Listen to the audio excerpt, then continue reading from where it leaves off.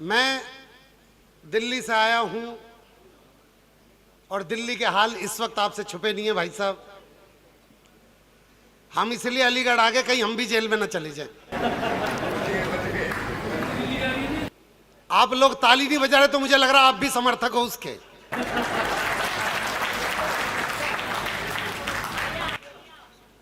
कि आपके लिए चंद कतरे लहू के लाया हूं, आपके लिए चंद कतरे लहू के लाया हूं, मुरझा गया हूं पर फूल खुशबू के लाया हूं। क्या हो गया? अच्छा भाई तुझे ही बढ़ानी पड़ेगी, मेरी इतनी ही है। हो गया? अब आ रही है भाई साहब? पीछे तक आवाज आ रही है? बीच में मानव राणा सोम जी बैठे हुए। भाई साहब नमन करता हूं आपको, अलीगढ़ के इतने बढ़िया कवि हैं। मेरा यहाँ की कमेटी से और जो अपनी सोसाइटी है उससे मेरा एक निवेदन रहेगा कि बाहर की तुलसियां बाद में पूज लेना, अपने घर के पीपल का भी सम्मान करें। जो आपके अपने क्षेत्र का कवि हो उसको भी मंच पर मौका दें। मैं चाहूंगा मानव भाई आप यहाँ पे आएंगे और मेरी जगह पे आके बैठ जाएंगे आप यहाँ पर। ये बहुत एक बार जोरदार तालियां उस व्यक्ति के लिए जो समाज में। आइए भाई साहब, मानवेंद्र प्रताप सिंह जी सामने हमारे बैठे। मैं चाहता हूं उनके सम्मान में जोरदार तालियां हो। राजस्थान में गांव पड़ता है लकोई। लकोई में वैसे तो ना जाने कितने कुएं हैं, लेकिन एक कुआं ऐसा भी है जिसमें झुक के नाम लेने पे कुआं जवाब देता है। तो ये देखने के लिए मैं और रसिक गुप्ता जी उस कुएं के पास गए। मैंने झुक के नाम लिया विनोद तो कुएं में से आवाज आई विनोद। रसिक जी ने अपना नाम लिया रसिक गुप्ता तो कुएं में से आवाज आई रसिक गुप्ता। मैंने मानवेंद्र जी का भी नाम लेके देखा तो कुएं में से कोई आवाज नहीं आई। भाई साहब मुझे टेंशन हो गई, इतने बड़े व्यक्तित्व का नाम कुएं में से आवाज क्यों नहीं आई? तो मैंने बगल में एक बाबा थे, मैं बाबा के सामने हाथ जोड़ के पूछा, बाबा क्या गलती हो गई? हम दोनों ने अपना नाम लिया तो कुएं में से आवाज आई, जब हमने मानवेंद्र जी का नाम लिया तो कुएं में से आवाज क्यों नहीं आई? तो बाबा ने बोला, बेटे दुनिया में विनोद पाल का जवाब हो सकता है, रसिक गुप्ता का जवाब हो सकता है, मानवेंद्र जी का कोई जवाब नहीं है, वो लाजवाब व्यक्ति है। तो मैं शुरू होना चाहता हूं सर कि आपके लिए चंद कतरे लहू के लाया हूं। हालांकि जो कोने में महिला बैठी है, दो कवि पूरे पढ़ लिए पर अगली ने सुना भी नहीं एक को भी, ना ही ताली बजा रही है भाई साहब। और ऐसी एक महिला हमें हर मंच पे मिल जाती है। पिछले दिनों नारनौल में कवि सम्मेलन करने गया हुआ था, सामने एक महिला बैठी हुई। भाई साहब मैंने कविता सुनाई, गद्य सुनाया, पद्य सुनाया, पर अगली ताली बजा के ना दे। आखिर में मैं नीचे उतर के गया, आखिर में मैं नीचे उतर के गया और मैं पैरों में पड़ गया। मैं कहा बहन जी अब ताली क्यों नहीं बजा रही? बोली तेरी शकल मेरी सास से मिलती है। और इन महिलाओं का ऐसे ही है भाई साहब, जब ये सास बनती है ना बहू अच्छी नहीं मिलती, जब बहू बनते तो सास अच्छी नहीं मिलती, जब देवरानी बनते तो जेठानी अच्छी नहीं मिलती, जब जेठानी बनती है तो देवरानी अच्छी नहीं मिलती, जब नंद बनती है तो भाभी अच्छी नहीं मिलती, जब भाभी बनती है तो नंद अच्छी नहीं मिलती। और बात रही पति की, वो तो आज तक किसी औरत को ढंका।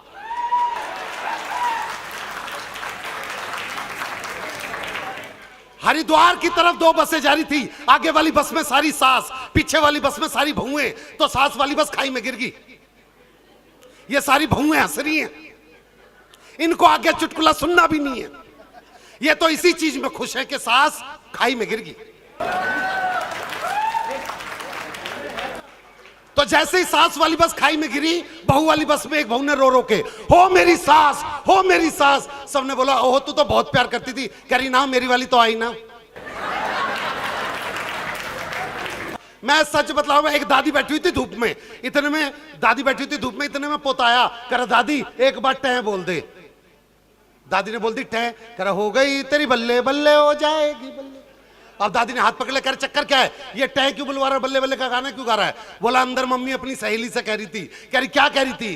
कि एक बार ये बुढ़िया बट्टा है बोल जा, फिर तो हो गई तेरी बल्ले बल्ले और हो जाएगी बल्ले बल्ले। मुझे अच्छी तरीके से बात, एक सास अपने पोते को खिला रही थी, हाय मेरा सूरज, हाय मेरा चंदा। इतने में भाई साहब चंदा जमीन पर जाके गिर गया। बहू ने बोला माता जी आज के बाद आप मेरे बेटे को हाथ नहीं लगाओगी।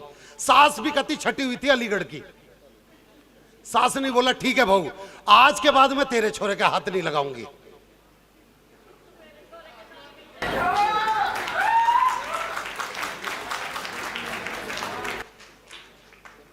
और तू मेरा विवेक मत छेड़ दिए। मैं बतला रहा हूं भाई साहब, हालात यहीं से बिगड़े पड़े हैं। कहीं पे भी कोई भी स्थिति कह लो, हमारी तो कोई स्थिति कोई समझता ही नहीं। पर 4 पंक्तियों से शुरू होना चाहता हूं, क्योंकि एक पावन मंच है।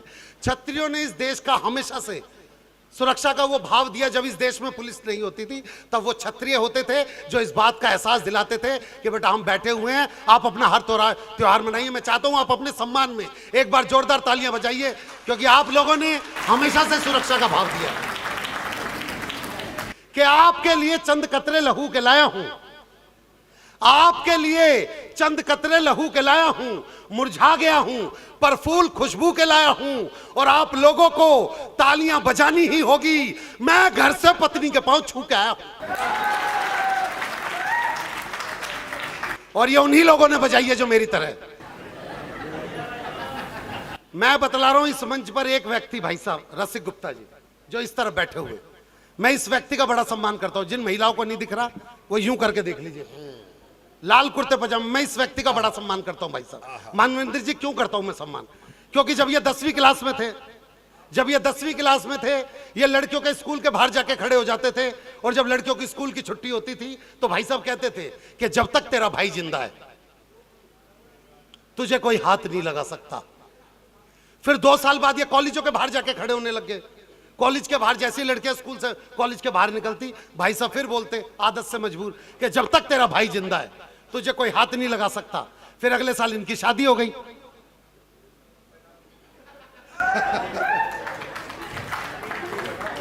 घूंघट उठाया और आदत से मजबूर, जब तक तेरा भाई जिंदा है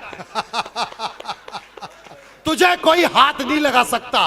और ताली तो अब इस बात पे बजा देना, शादी के 10 साल बाद भी अपने इसी वचन पे कायम है। आइए आदरणीय जी हमारे बीच में आगे, मैं भाई साहब नमन करता हूं। मैं देखिए जो व्यवस्था है वो चलती रहेगी। बस आप विवेक जी, आप भाई साहब सामने रहिए ना। हाँ, थोड़ा सा दिखता रहेगा तो एक्चुअली में जिसे पेमेंट देनी हो वो गायब हो जाए भाई साहब, हम पढ़ नहीं पाते। हाँ, क्योंकि तालियां आपसे क्यों मांग रहे हैं मैं पहले बतला दूं कि सावन में जिस पेड़ पे घोंसला हो जाता है, पतझड़ में वही पेड़ खोखला हो जाता है। और हाथ पे हाथ रख के बैठने वालों, आपकी तालियों से किसी का हौसला हो जाता है।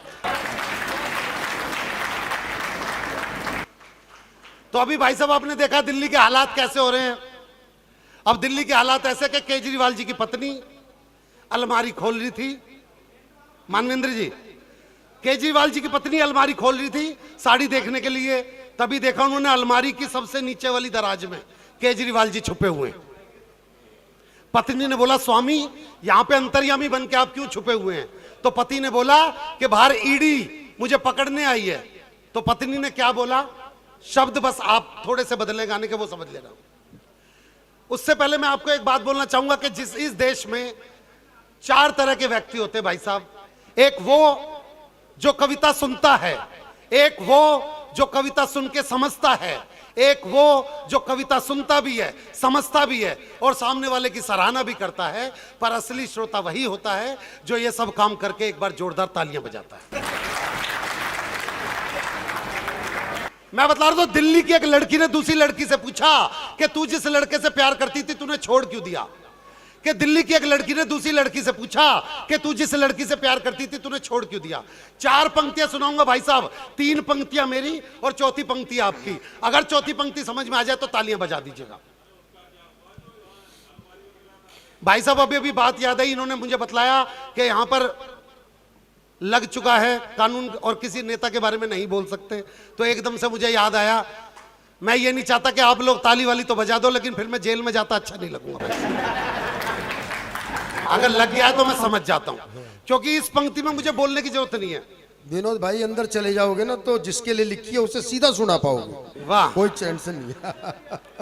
मुझे बस नहीं भाई साहब, मुझे अच्छी तरीके से पता है। केजरीवाल जी जब जा रहे थे ना घर से, तो केजरीवाल जी ने अपनी पत्नी से पूछा यार वो 3rd डिग्री रिमांड पे लेंगे मुझे, तू बता बच्चे ने की कोई तरीका है तो बता। तो पत्नी ने बोला जैसे ही पहले डंडा पड़े एक बार जय श्री राम का नारा लगा देना। मैं बतला रहा हूं आपको कि दिल्ली की एक लड़की ने दूसरी लड़की से पूछा भाई तू जिस लड़के से प्यार करती तूने छोड़ क्यों दिया? तो लड़की ने जो जवाब दिया वो 4 पंक्तियों में, 3 पंक्तियां मेरी, चौथी पंक्ति आपकी। चौथी पंक्ति तक समझ जाओ तो बस तालियां बजा दीजिएगा। कि दिल्ली की लड़की ने पूछा भाई तू जिस लड़के से प्यार करती थी तूने छोड़ क्यों दिया? लड़की ने जवाब दिया मैंने क्यों छोड़ दिया? लड़की ने बोला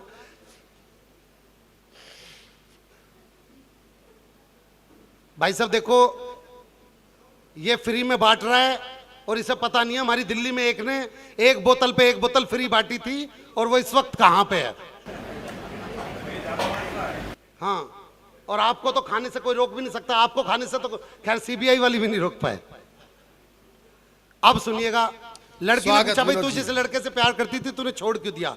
लड़की ने जवाब दिया कि कर्जे में उसका एक एक बाल निकला। चौथी पंक्ति आपके मुंह से निकलेगी। लड़की ने पूछा तूने क्यों छोड़ा? तो लड़की ने जवाब दिया कि कर्जे में उसका एक एक बाल निकला, कहां का धनी था वो तो कंगाल निकला, और मैं ही थी जो मोदी की तरह गरजती रही वो तो खांसने वाला।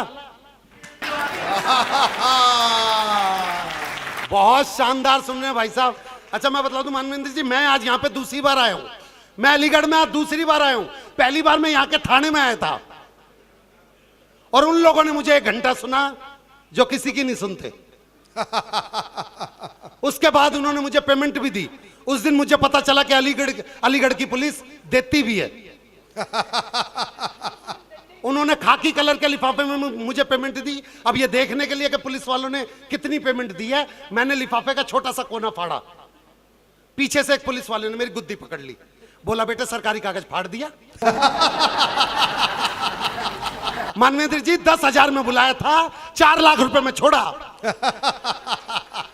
तो अब मैं दोबारा कुछ ऐसा नहीं पढ़ना चाह रहा क्योंकि आज तो पेमेंट भी 10 से कम ही है। हाँ, आइए मैं देखिए, नहीं आप भाई साहब अगर आपके कहने से बढ़ रही हो तो बढ़वा दो भाई साहब, क्योंकि मफत लाल जी ने तो हमको भी मफत का ही समझ रखा भाई साहब, सच बतला दो। आइए मैं पढ़ना चाहता हूं आपके बीच में, क्योंकि ये पूरी वरद यात्रा हमारे को वाहिगुरु भाटिया जी तक करनी है। समय की अपनी सीमा, हालांकि समय की सीमा नहीं रही, अब सीमा तो अब सचिन की होगी भाई साहब। सन्नी देओल को फैल कर दिया उस लड़के ने। सन्नी देओल तो फिर भी पाकिस्तान गया था खेलने, उनका मार क्या आया? उस अगले ने गेम खेलते खेलते सीमा बुला ली, और अकेली सीमा नहीं बुलाई, सीमा के 4 बच्चे भी आ गए। और वहां के और यहां की औरतें कह रही है सचिन के बारे में कि सचिन किसी काम का नहीं, सचिन किसी काम का नहीं। मैं बतला दूं भाई साहब, सीमा भी पेट से है। हालांकि ताली आप अब भी नहीं बजा रहे, मैं सच बतला रहा हूं, और जोर से फिर भी नहीं बजा रहे आप। आइए जितने भी व्यक्ति अंदर आके बैठ जाइए भाई साहब। ताली क्यों बजाएंगे, इसमें इनका क्या योगदान है? हाँ, आप बस मुझे 5 मिनट दे दीजिए। 5 मिनट में एक दृश्य दिखलाना चाह रहा हूं। कविता में एक होती है प्रहसन विधि। प्रहसन विधि मतलब नाट्य रूपांतर। कितनी महिलाएं यहाँ पे जितनी महिलाएं बैठी हैं, कितनी महिलाएं ये बात जानती है कि दिल्ली, यूपी, राजस्थान में आज भी जब लड़की की विदाई होती है तो लड़की का मामा लड़की को उठा के डोली वाली कार तक छोड़ के आता है। एक बार हाथ उठा के बताइए कितनी महिलाएं ये बात जानती हैं।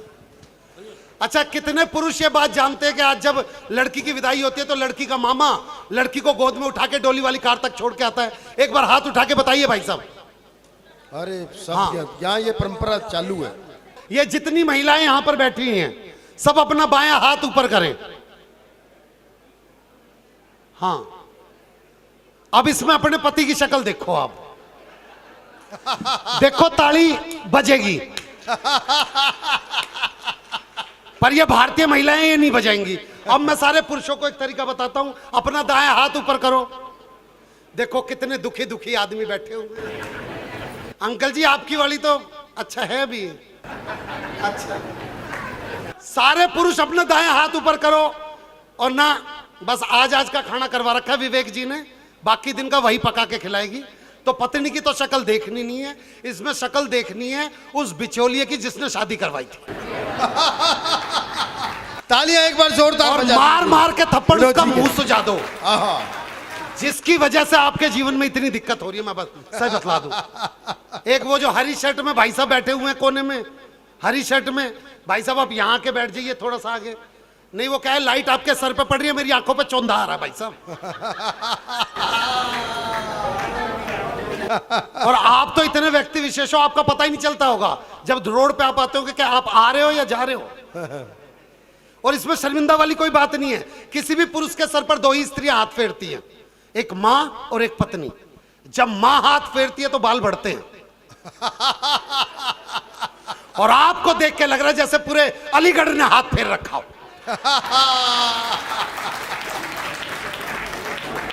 आइए। हाँ जी, ये सिर्फ एक माहौल बनाने के लिए था। अब आप सुनने के मूड में हैं, मैं सुनाने के मूड में हूं। बस आपसे एक छोटा सा वचन लेता हूं। ये इसलिए जरूरी है, वचन भी मैं बतला दूं आपसे। हालांकि मैं वचन लेता नहीं, मैं सिर्फ इसलिए ले रहा हूं कि जब तक मैं इस लड़की को विदा ना कर दूं, आप प्लीज कहीं पे जाइएगा मत, यहीं पे बैठे रहिएगा। और जिसका भी सम्मान होना हो इसके बात कर दीजिएगा। तो मैं पूछ रहा था कि आज भी दिल्ली, यूपी, हरियाणा और राजस्थान में आज भी जब लड़की की विदाई होती है तो लड़की का मामा उसे गोद में उठा के डोली वाली कार तक लेके जाता है। अब यहां से मैं दृश्य शुरू कर रहा हूं कि लड़की का वजन 150 किलो। जिसने नहीं सुना दोबारा से सुने, लड़की का वजन 150 किलो। ये मंच पे घूर घूर के दीपाली की तरफ क्यों देख रहे हैं कई लोग जो?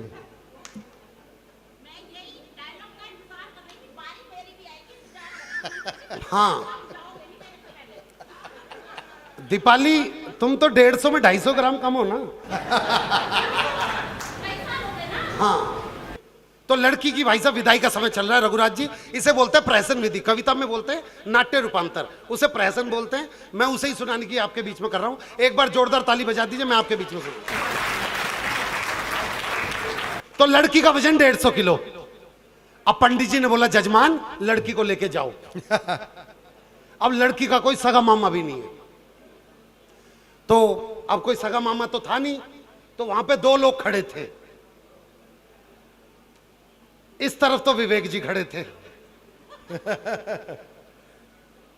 और विवेक जी अपने किसी दोस्त का नाम बता दो। अखिलेश तोमर जी यहां खड़े थे, भाई साहब नमस्कार जी। और विवेक जी यहां पे खड़े थे, विवेक जी अपने। तो लड़की के बाप ने पहले अखिलेश जी से बोला भाई साहब बैठ जाइए। भाई साहब इस व्यक्ति को कोई परवाह नहीं है, इसे कोई टिकट दो या न दो, अपनी कुर्सी अपने साथ लेके चलता है इंसान। मैं सच बता, वाह इनका दिया कोई नहीं बुझा सकता। बस पर इन लोगों ने मेरा दिया बुझा दिया और वहां दिया जलाने के लिए बोल दिया इन्होंने। तो लड़की के बाप ने जैसे ही बोला, अब कोई था तो नहीं ना वहां पे। अब यहाँ पे अखिलेश जी थे, ये वाले अखिलेश जी खड़े हो जाइए, एक बार पब्लिक देख लेगी आपको। यही तो है। अच्छा आप हो अखिलेश जी? तो अखिलेश जी यहाँ पे खड़े थे ये, और विवेक जी एक बार आप खड़े हो जाओ, महिलाएं भी देख लेंगे। विवेक जी यहाँ खड़े थे। तो लड़की के बाप ने पहले अखिलेश जी से बोला बेटे अखिलेश, बेटे उठा दे जरा, बस थोड़ी सी दूर की बात है। अब अखिलेश जी तो बचपन से उस लड़की के संग स्टापुर खेलते आ रहे हैं। अखिलेश जी को तो पता था जब वो स्टापुर पे कूदती थी तो स्टापुर चकनाचूर करके रख देती थी भाई साहब। तो जैसे अखिलेश से बोला बेटे अखिलेश उठाइए, तो अखिलेश एकदम से हैं मेरा तो पथरी का ऑपरेशन हुआ है, डॉक्टर बोल रहा जरा सा झुकूंगा पथरी। अच्छा कोई बात नहीं बेटे विवेक, बेटे उठा दिए जरा। तो विवेक भाई 150 किलो के चक्कर में ये भूल गए मैं आदमी या औरत। जैसे बोला बेटा विवेक उठाइए, तो विवेक मेरा तो 7वां महीना चल रहा है। तेरा अच्छा। अब ऐसे में भाई साहब पीछे एक 40 किलो का लड़का खड़ा, अपने ईशान जैसा। उसे पता ही नहीं है यहां पे क्या बात हो रही है। पीछे सबसे कह रहा है बाबूजी मेरे लायक कोई काम हो तो बताना, बाबूजी मेरे लायक कोई काम हो तो बताना। तो पीछे बलजीत जी भी खड़ी थी। बलजीत जी ने ईशान को बोला यहां नहीं है, आगे चला जा, काम ही काम है। अब ईशान भाई कहते हुए बाबूजी मेरे लायक कोई काम हो तो बताना, बाबूजी मेरे लायक कोई काम हो तो बताना। कहते कहते लड़की के बाप तक आ गया और लड़की के बाप से जैसे बोला बाबूजी मेरे लायक कोई काम हो तो बताना। अब काम तो इसका अंदर इंतजार कर रहा था। लड़की के बाप ने बोला जा छुटकी को लेके जा। तो विवेक जी जब तक ईशान ने वो लड़की नहीं देखी थी, इसकी सांसें ठीक चल रही थी, इसके शरीर में कोई हलचल नहीं थी और इसका बीपी नॉर्मल था। जैसे ही इसने लड़की को देखा, इसके शरीर में जो हलचल हुई, अगर वो पसंद आ जाए तो ताली बजा देना। कहा है अंकल जी? यहां पे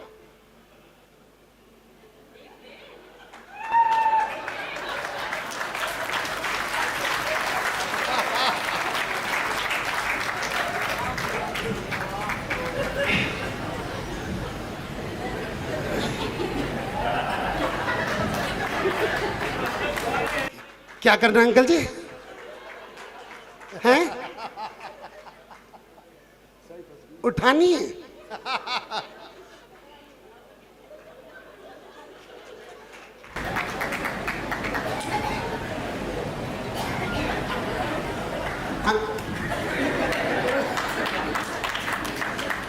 अंकल जी, इसको उठाने में तो मैं उठ जाऊंगा।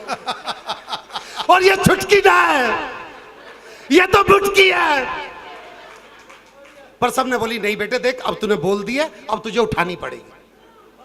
तो इसने उठाने की छोटी सी कोशिश की तो रीढ़ की हड्डी में से चटक की आवाज आ गई। पर ये लड़का, ये जो येलो टी शर्ट में आगे बैठा है, ये लड़का आगे आया और इसने सुल्तान फिल्म का गाना गाया उसका कॉन्फिडेंस बढ़ाने के लिए। खून में तेरे मिट्टी, मिट्टी में तेरा खून, ऊपर अल्लाह नीचे धरती, बीच में तेरा जुनून। भाई साहब, उसने लड़की उठा ली। पर यहां पे दृश्य नंबर 3, उस घर का आंगन इतना ही बड़ा था जितना यहां से लेके बाहर का गेट। ये लड़की को लेके आधे रास्ते तक ही गया था कि लड़की के मन में फिर मां के प्रति प्यार जग गया। वो इसकी गोद से उतर कर मम्मी कहती हुई वापसी आ गई। लड़की का बाबा जा ले क्या करे, ले क्या मतलब ये इस गेट तक तो लेके आ गया था, बस अब ज्यादा नहीं कह रहा। दोबारा से उठा। इसने दोबारा से उठाने की कोशिश की पर नहीं उठ रही। तो हमारे राज्य मंत्री साहब आए, रघुराज जी, और रघुराज जी ने मेरी जंग फिल्म का गाना गाया इसका कॉन्फिडेंस बढ़ाने के लिए। ओ, ओ, ओ,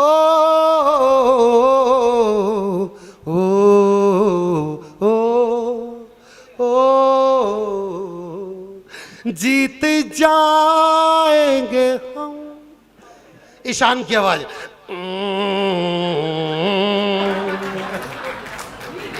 इन्होंने फिर गाया, जीत जाएंगे हम तू अगर संग है। ईशान, जिंदगी 2 कदम पे खत्म है। थोड़ा सा आगे बढ़ा तो उस लड़की की बड़ी बहन जो कि 180 किलो की थी, उसने अपना 30 किलो का हाथ उसी कंधे पे रख दिया जिस पे पहले से 150 किलो पड़ा था, और हाथ रख के बोली, देख ससुर को पिता की तरह देखियो, सास को मां की तरह देखियो, नंद को बहन की तरह देखियो, और देवर को ये बोला तू लिख के दे दे, मैं गाड़ी में दे दूंगा।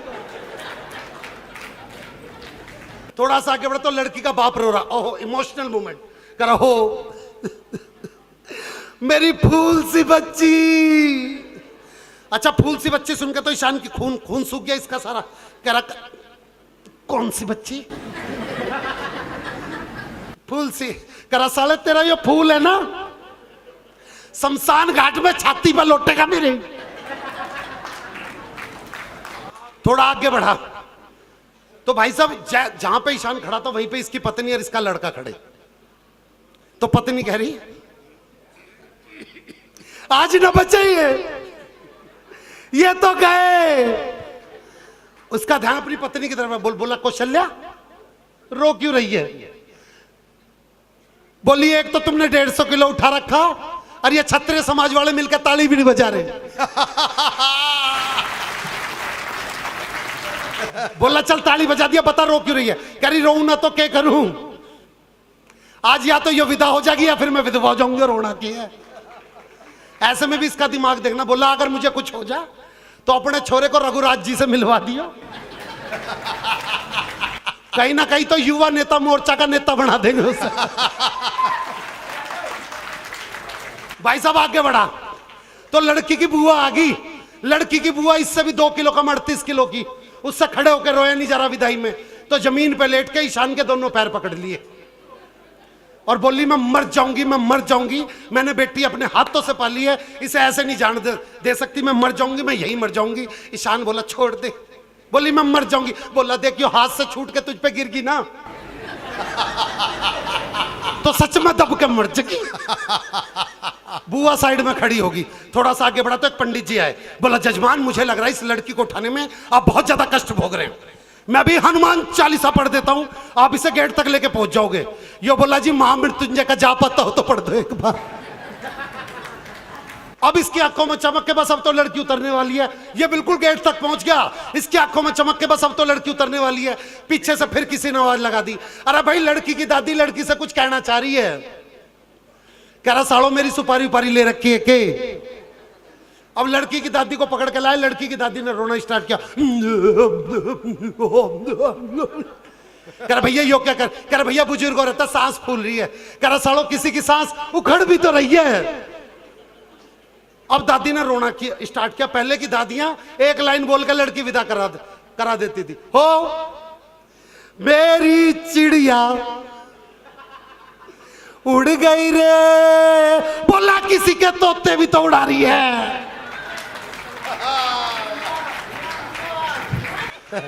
अब ये सीधा लड़की को लेके पहुंचा डोली वाली कार तक। उससे बोला ड्राइवर से बेटे जल्दी से दरवाजा खोल। वो बोला अंकल जी यो गाड़ी नहीं है, 6 गाड़ी छोड़ के। ये किसी तरीके से 6ठी गाड़ी तक पहुंचा। उसके ड्राइवर से बोला बेटे जल्दी से दरवाजा खोल। वो बोला अंकल जी अरे बोल, वो मजाक कर रहा था वही गाड़ी है। इसने लड़की को जैसी गाड़ी में बिठाया, गाड़ी का पिछला टायर पंचर।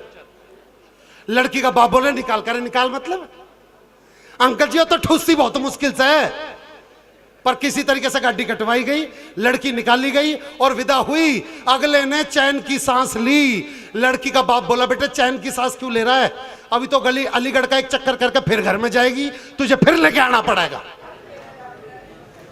लेकिन दोस्तों एक बात जो आज क्षत्रिय समाज से मैं विनोद पाल कह के जा रहा हूं, बस इस एक बात पे अमल कीजिएगा कि भारत से एक गलती क्या हुई, हमसे एक गलती क्या हुई। वो एक पंक्ति, वो एक बात आपसे कह के जाना चाहता हूं कि हमने बेटियों को तो उनकी हदें बता दी, पर कहीं ना कहीं बेटों को उनकी हदें बताना भूल गए।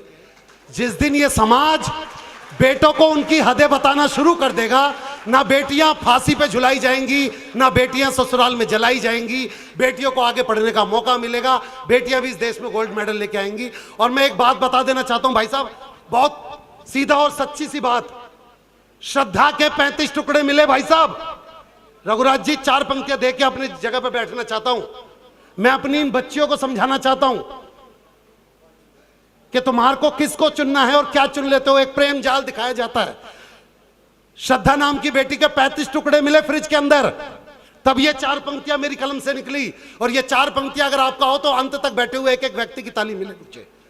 मैं इन बेटियों को वो 4 पंक्तियां देके जाना चाहता हूं कि सुंदर सपन सलोने चुनना, बुरे ख्वाब को मत चुनना। बेटा सुन बेटा, ये पंक्ति है तुम्हारे लिए है, या आप अपने घर में अपनी बच्चियों को सुनाने ये 4 पंक्तियां, क्योंकि कवि ने तब लिखी जब इस देश का समाज नीचे की ओर घटित होता हुआ दिखाई दिया। तब बोलता हूं कि सुंदर सपन सलोने चुनना, बुरे ख्वाब को मत चुनना, और खोदे जो पहचान तुम्हारी उस नकाब को मत चुनना।